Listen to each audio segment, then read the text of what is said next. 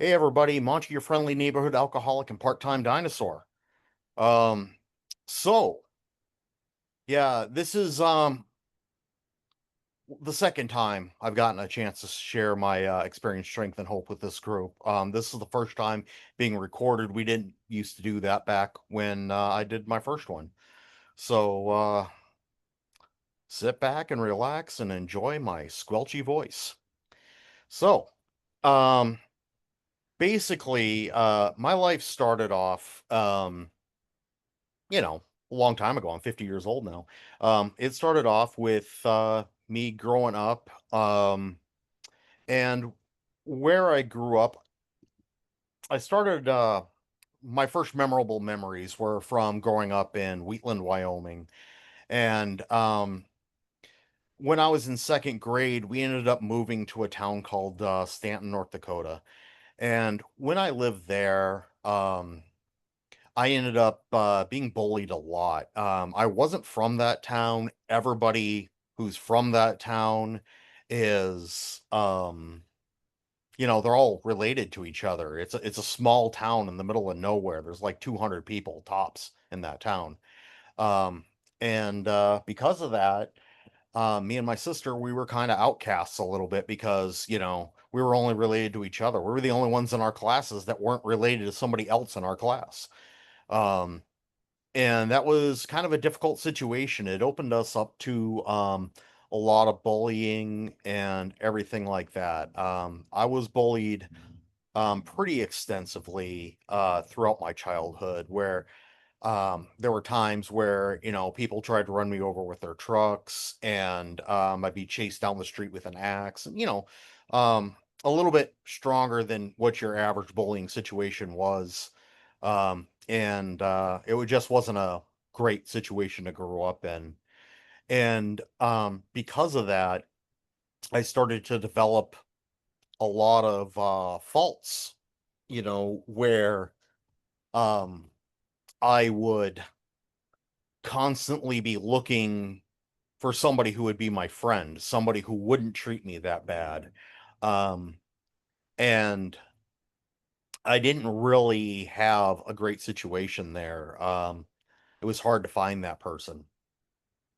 Um, we uh, we lived in that town for quite some time. I lived there until I went off to college. And when I went off to college, the only way that I really kind of treated people was the way I had been treated when I was growing up, and I started bullying on a kid that I worked with at Burger King. Um, and I look back at all that now and I say, you know, these people didn't deserve that. And you know, but I always wished I had more friends, more attention, more everything, really. And that's really what brought me into the depths of alcoholism was the constant desire for more.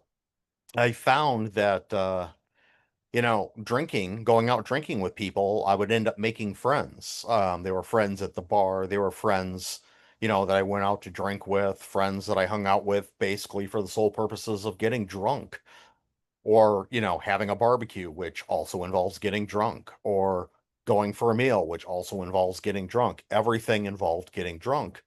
And that cleared off a lot of my anxieties and um, helped me be around people a little bit smoother. I've always had a lot of anxiety. I think part of that's because of growing up with all of the abuse from the other kids around me. I was always, I actually learned to walk different. So I'd walk on the sides of my feet because it makes less noise when you walk. So people wouldn't see me coming. So I could like sneak around basically to where I wouldn't worry about being beaten up.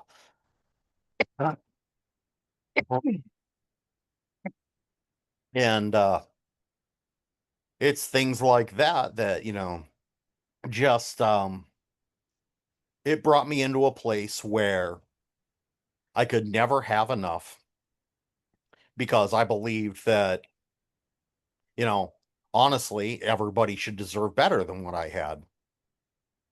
But I thought, from the way I was growing up, I thought the only way to have something better than what everybody else has is by taking it. There was no way to just, have people like you. You had to um basically make fun of other people or be smarter than other people, be more witty than other people. You had to do something to bring other people down below your level instead of bringing yourself up to their level. Um, and it really wasn't a great way to live. And, I knew for many years that this wasn't the right way to live, but I didn't know a better way to live. Um, there were times that I would make fun of people. I would always snap back at people. I've always been fairly witty. I have a quick response to just about everything. Um, and my mouth's gotten me in trouble more than once. Um, but eventually, when I started actually getting a job, I started to be very competitive at work. And I would do everything I could to make myself look better, and all the time putting other people down to where they didn't look good. So I could be the top of my career. Um, Looking back on all that now, that, I've always been good at what I do, and I could always have been at the top of my career without putting other people down. But that's not the way that I worked things. I would hoard knowledge. Um, like if I knew how something worked, I wouldn't explain it to anybody. I would just be the guy that you would go to because he knows how it works. Um, and that went on throughout my entire career. And the more and more I realized that the alcohol was taking care of what I now know is just anxiety. All I knew is it just loosened me up and made me easier to work with other people or be around other people. The more and more I drank, it got to the point where I had a kegerator in my house, and about once every 3 weeks, I'd have to go get a new keg. And a keg holds 15.6 gallons of beer. So, that's like a few more than a few pints a night. That's like 3 or 4 pints a night. And that was just the beer. That didn't include the bourbon or the scotch or whatever else it was I was drinking that night. Um, and that was just, to keep me so that I was more comfortable being around other people and being able to have an actual relationship with another person. I eventually got around to getting married to my first wife. And I put up with a lot of stuff in that marriage. He cheated on me multiple times. And um, it really comes down to the fact that I didn't respect myself. I didn't respect myself to stand up for myself. And when you don't respect yourself, you pretty much don't respect others. Um, because the reason why you're not respecting yourself usually is because you think that you don't deserve to be respected. And if other people are treating you bad, you believe that they're doing that for a reason. Um, and you believe that you deserve it. And you believe that that's the kind of behavior that everyone should have towards you, which puts you in a difficult situation of self-loathing and hate towards yourself. And, it just puts you in an overall state of pain that you're in all the time. And it's a state of pain that you're always looking to try and resolve. But you can't completely resolve it because the only resolution that you know is by drinking more alcohol, where you don't think about it.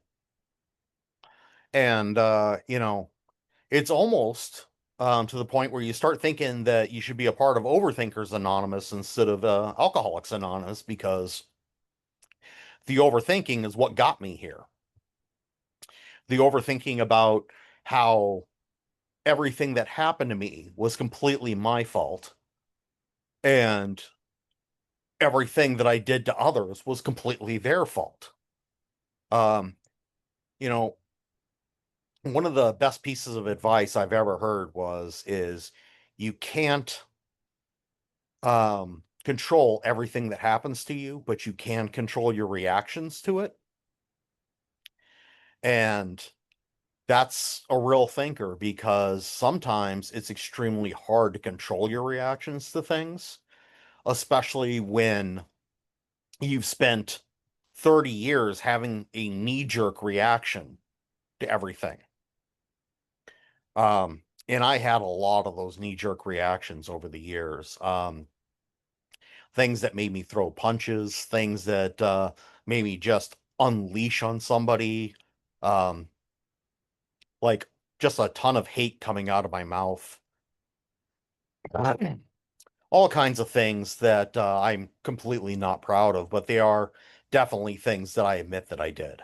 Um, I've been uh, I've been down some tough roads with people because of this.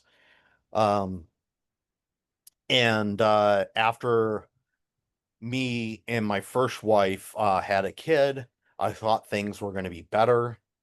They didn't get better. I continued drinking too much. On the day that my daughter was born, um, I went down to go get us some food because the cafeteria at the hospital was already closed. And the only thing that was, close by was this bar. So I went down to go get us some food from the bar, and when I went in there and I was like sitting there waiting for the food, just talking to some people, and I said, "Oh yeah, well, my wife's up the hill getting ready to have our first kid." And all of a sudden, drinks just started appearing in front of me from everybody at the bar. They're all buying me pints. And when I was down at that bar, in the amount of time that it took for them to cook up my buffalo wings and my wife's mashed potatoes, I had drinking 9 pints of Guinness. Um, which, don't ask me how I held all that liquid in my body. It just happened.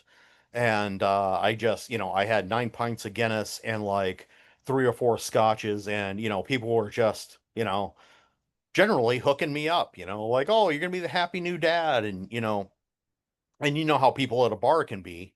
Once they've started drinking, is they hear somebody's got something happy, it's drinks just start flowing, and that's what happened. And I had to stagger back up the hill to go watch my wife give childbirth to my daughter. And that's one of those moments that I look back on and I say, God, I wish I could have enjoyed that more. But um I still didn't think I had a problem. I just thought that, oh, that's just what us guys do. We just drink a lot. And that's because all the guys I hung out with just drank a lot, you know? And it leads you into a really interesting situation where you're in an echo chamber of your own thoughts, because you're hanging out with other alcoholics all the time, people who don't admit to being alcoholics, or people who are just, drunk all the time, and you just think that that's what everyone does. Um, and that's not a great situation. If you go hang out on any street corner and, start getting involved in drugs, you're going to think that's what everyone does all the time.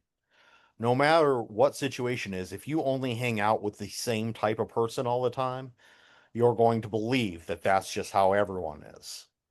And spreading your worldview can really help with a lot of things. When you really start seeing how you can live, um, it really does help to improve your life quite a bit.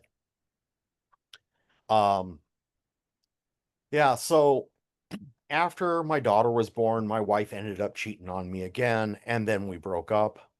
Um, and during that time, that we were broken up, um, I ended up getting custody of my daughter, full custody, because she didn't want the custody of my daughter at first.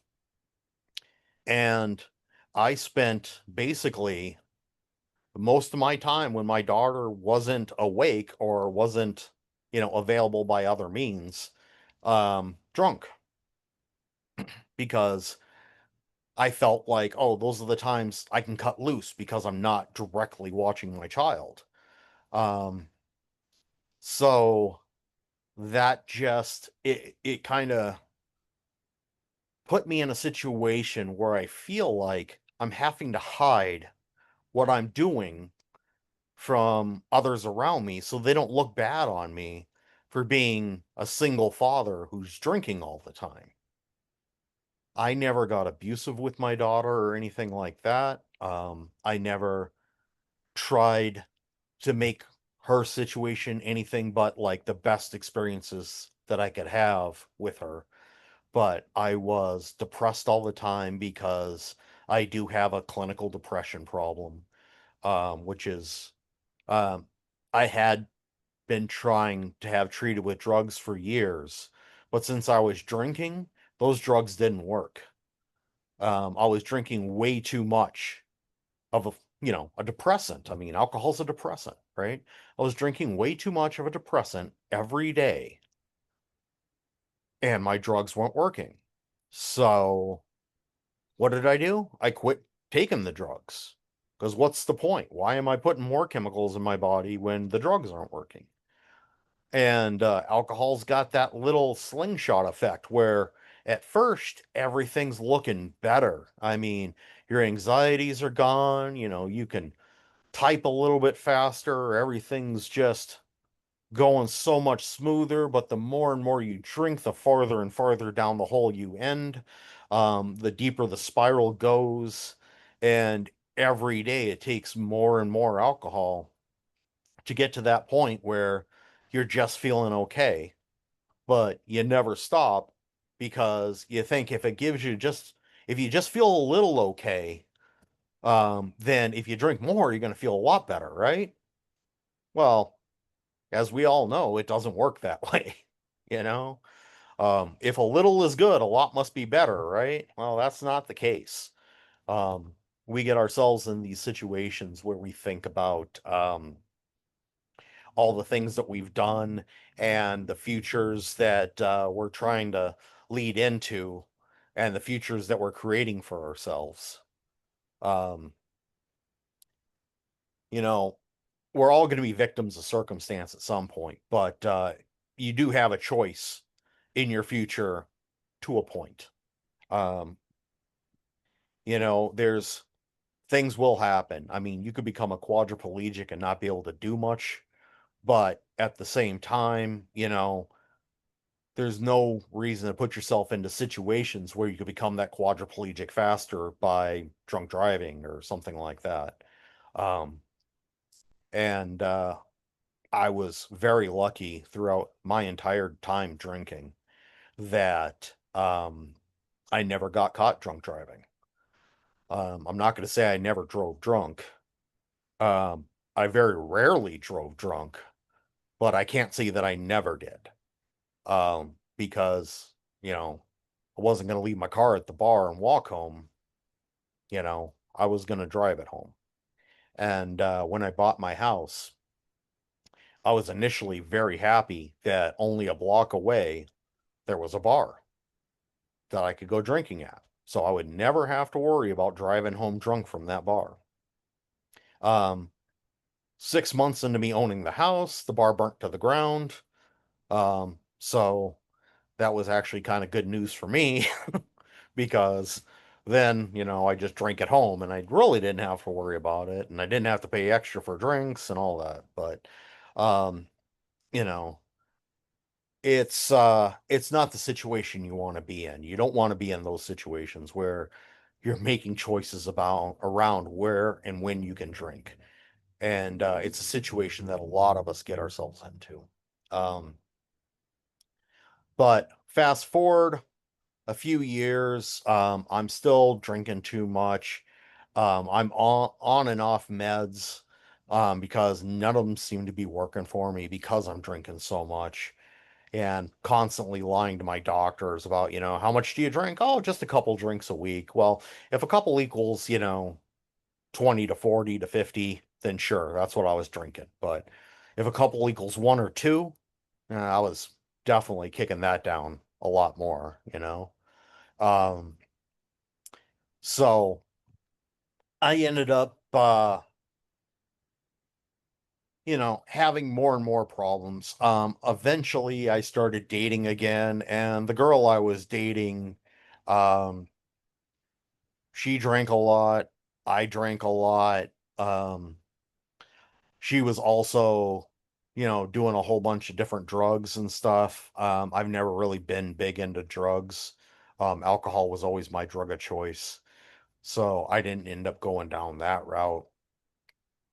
We broke up one time after 5 months, or well, actually the only time we broke up after 5 months, and it just I kind of just went into a spiral of shame and just drank a lot. And this time I was starting to drink in front of my kid. I wasn't because I had built up such a tolerance. I wouldn't say I was actually very drunk in front of my kid, like slurring and stumbling all over the place or anything like that, but I was actually drinking in front of her. And I've got shame about feeling like a bad dad for that, you know. And yeah, I continued to just kind of push forward with the drinking and everything, and eventually I got married to the woman who I'm still currently married to, waiting on a judge's decision on, but still currently married to. Um, and you know, I drank a lot less when I was around her. Things seemed happy for a long time. But you know, she had been through a lot of personal things, and so had I throughout my life, and we ended up being very uncompatible. I think we both feel like we settled with the other one. We both felt like, that we could fix each other, and it's basically just wasn't working out. It was an alcoholic and a pothead who thought that they were better together than they were apart. Um, and in the end, uh, it didn't work out. It was a tough situation.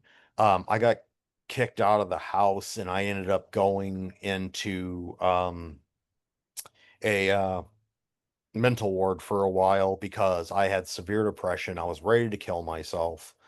Um, I had even attempted hanging myself down in the basement at that point, and albeit none of that luckily worked out. I continued forward thinking that I was better off dead, and it'd be better off for everyone else if I was dead.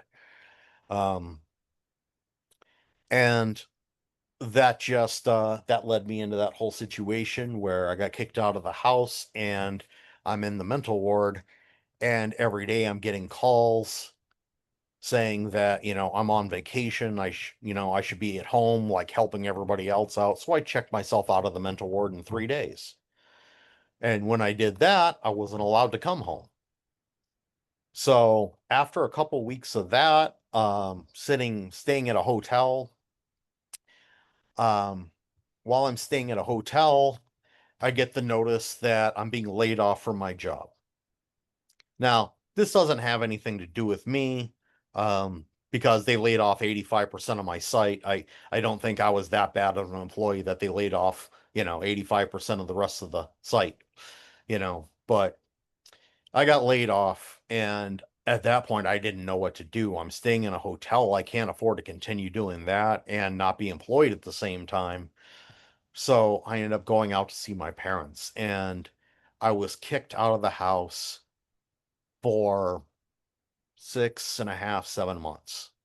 And that's when, when I got out there and I was on new medication and everything. Um, I was still going through a lot, and every time I talked to my wife, I just got more and more depressed. And eventually, I ended up going into the hospital out there. While I was in the hospital out there, they got me hooked up on new meds. And I attended my very first AA meeting in that hospital. And um, it was different than I ever thought it would be. It's just people in there that have been through some things. It's not the old grizzled biker who's, got 5 day, shadow of whiskers on his face, who's just over there chain smoking cigarettes and drinking, you know, 5 black coffees back to back. It's just regular people who've got regular problems and they got hooked up into something that they thought would help them with their problems because it made their problems go away for a little bit. Well, it doesn't make your problems go away. It just loosens your vision. It literally blurs your vision on your problems to where you don't notice them so much. Your problems are still there. And unfortunately, that's what we find out when we become sober is our problems are still there. And now we got to figure out how to deal with them because we've been letting them stack up for 3, 5, 15, 30 years, because we've been using alcohol to avoid them. Um, Well, after that AA meeting, I decided I was going to try AA meetings online.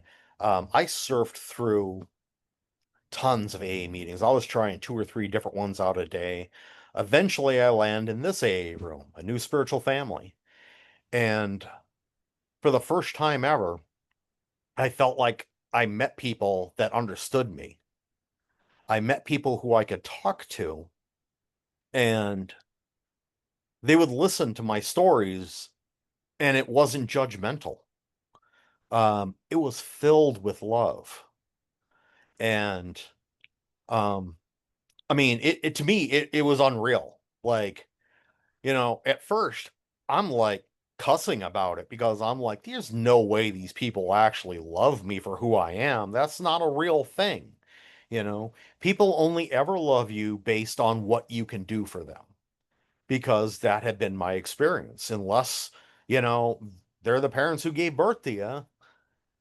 They only love you for what you can do for them. They don't love you for who you are or, the person that you've become or the achievements that you have. They only love you for what you can do for them. If you can't provide for them, then you have zero value.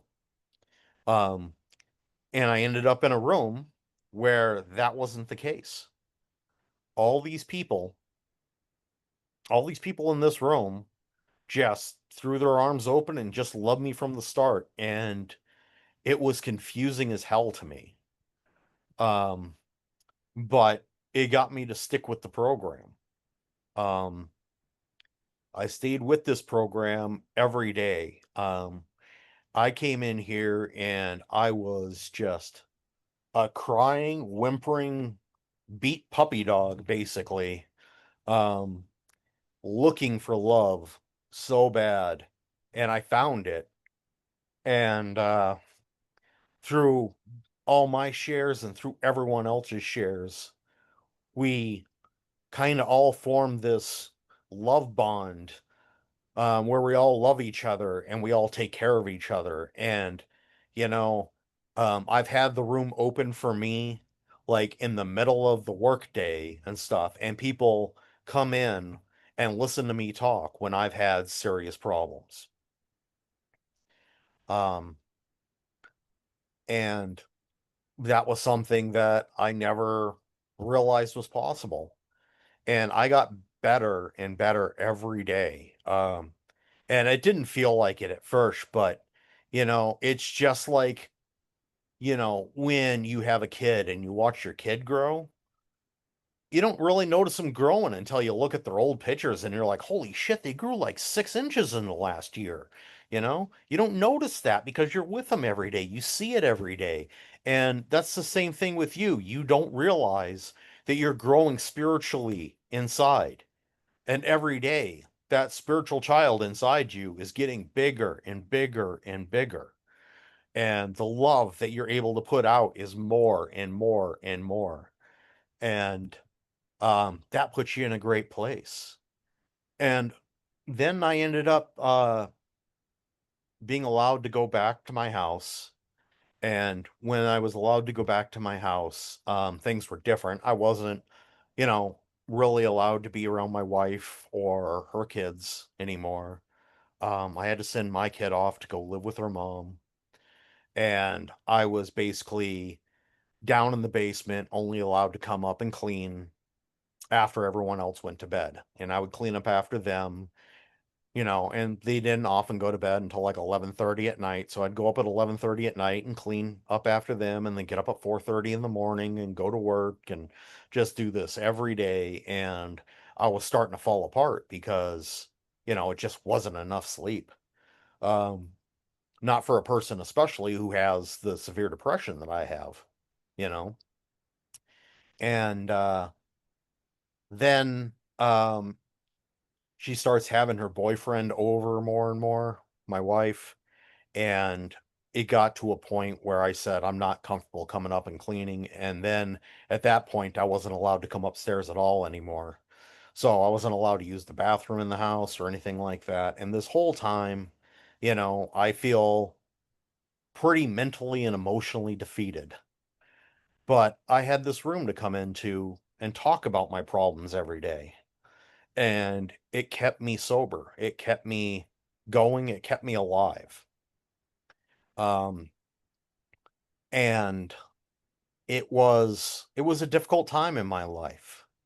And eventually, I decided it was time to go, and I started looking for an apartment, and I found one, and I moved out.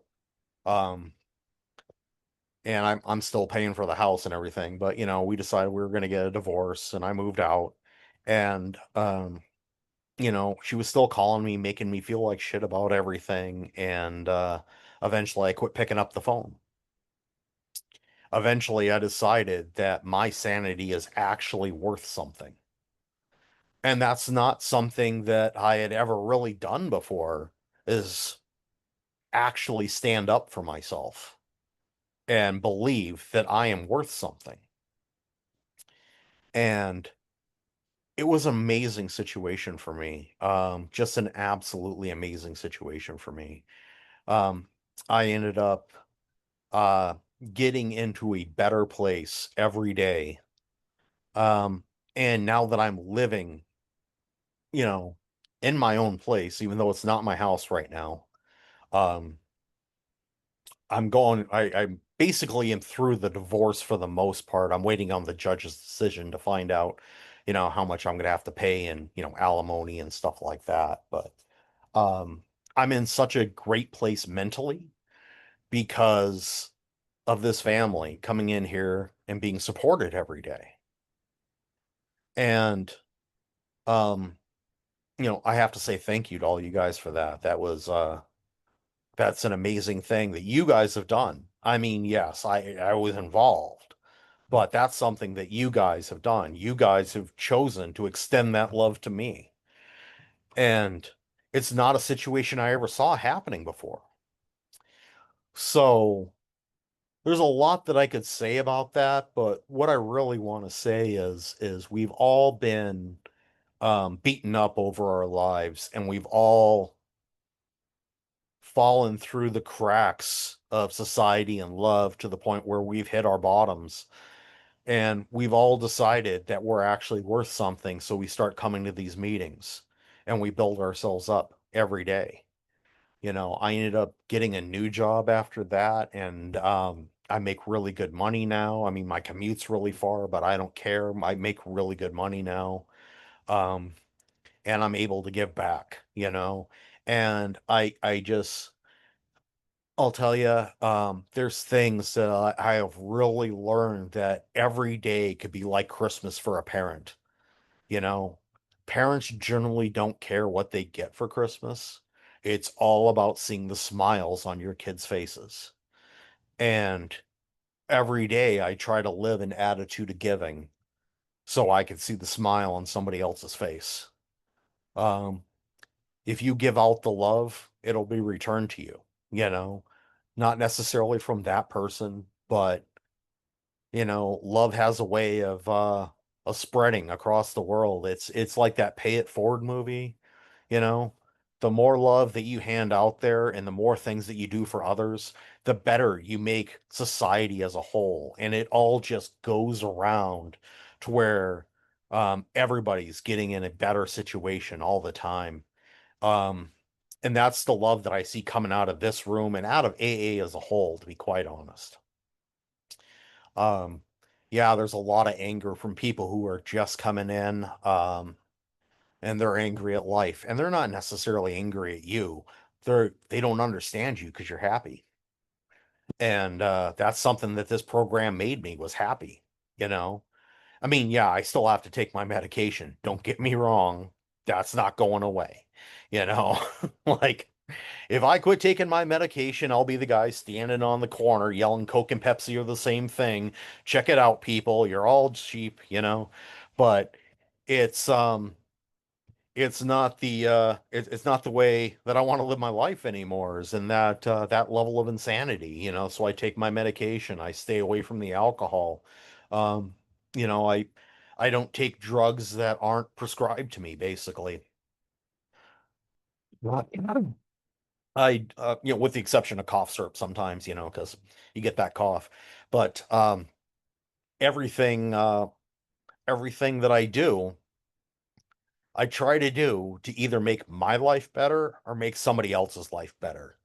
And something I've learned is by making somebody else's life better, you make your life better. It's something my grandpa told me. I remember, when I was a kid. Um, and I've heard this saying from other people since, but when I was a kid, I saw my sister had a bowl of ice cream that had more ice cream in it than my ice cream, and I'm a little, 5-year-old, I think, and I'm complaining about it because why does my sister get more ice cream than I do? Blah blah blah blah blah blah, right? And he said the only time you should look in somebody else's bowl is to make sure they have enough. And I didn't understand that then. I understand that now. Um, Spreading the love, spreading the money, spreading whatever you can that brings others joy, you know, sharing your food. Like if you've got food that you think is getting ready to go bad, might as well bring it down to a homeless shelter, instead of just waiting for it to go bad the rest of the way and throwing it away. I mean, you know, like canned goods, especially. If you don't think you're going to finish them before they go bad, then just drive down to the homeless shelter. They'd be more than happy to have them most of the time. Um, all your old coats and stuff like that, you could always take them down to a Goodwill or some other place where somebody less fortunate can afford to buy them, or, just walk around to the homeless in your town and just hand them to people, you know? There's always a situation that you can do to make somebody else's life better, even if you're just the guy that we've all seen standing there with that really big, crazy piece of poster board that says free hugs, you know? That guy, you know, I don't know if he realizes how much he affects others. Um, when I see those guys, you know what? I get my free hug and then I'll stand with him for a while and hand out some more free hugs. Because you know what? Everybody can use a hug. Whether they're celebrating or they're not celebrating, if they've got nothing to celebrate, if they're in complete depression, everybody can use a hug. I don't think there's ever a time in your life where you can't use a hug unless your entire body's got some kind of pain thing going on it or a rash or whatever. But there are exceptions to every rule, I guess. But everybody can use a hug, and I try to live by that. I hand them out freely, you know, and I'll tell you, it's put me in a lot better place. It really has. Because when you're handing out hugs, you're also getting one, you know? Um, it's just a wonderful way to share a piece of your soul with somebody else. So, um, as I say that, one of the things I want to mention is AA has so many ways to give back. We can always use people in service.